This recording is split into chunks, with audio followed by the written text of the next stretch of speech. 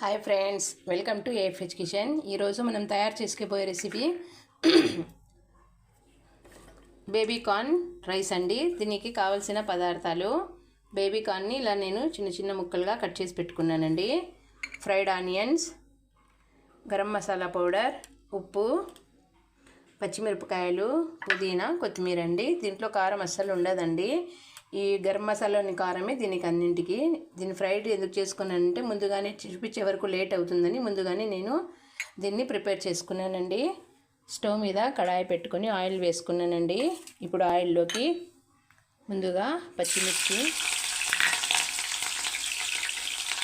ఇందులోకి onion, sweet corn కూడా వేస్తున్నానండి.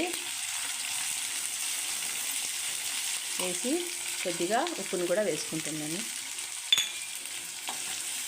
దీన్ని ఒక 10-15 మినిట్స్ వరకు లో ఫ్లేమ్లోనే కుక్ చేసుకుందామండి. హై ఫ్లేమ్లో కుక్ అయితే లోపల పచ్చి పచ్చిగా ఉంటాయి. చూడండి, ఇవి బాగా వేగాయండి. Sweet corn, baby corn sorry. ఇప్పుడు ఇందులోకి మనము గరం మసాలా పౌడర్ వేసుకుందామండి. వేసుకొని పుదీనా, కొత్తిమీర కూడా వేసుకుందామండి.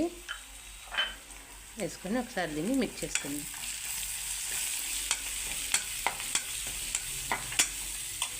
చివరిగా ఫ్రైడ్ ఆనియన్స్ వేసుకుందామండి.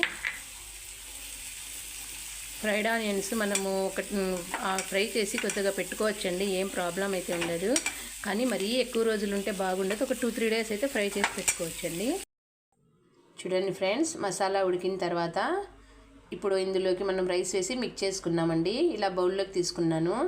చూడండి ఫ్రెండ్స్, ఎంతో టేస్టీ అండ్ హెల్తీ అయినటువంటి బేబీ కార్న్ రైస్ రెడీ అండి. తినండి, ఆరోగ్యంగా ఉండండి. నా ఛానల్ని లైక్ చేయండి, సబ్స్క్రైబ్ చేయండి, కుదిరితే కామెంట్ కూడా పెట్టండి.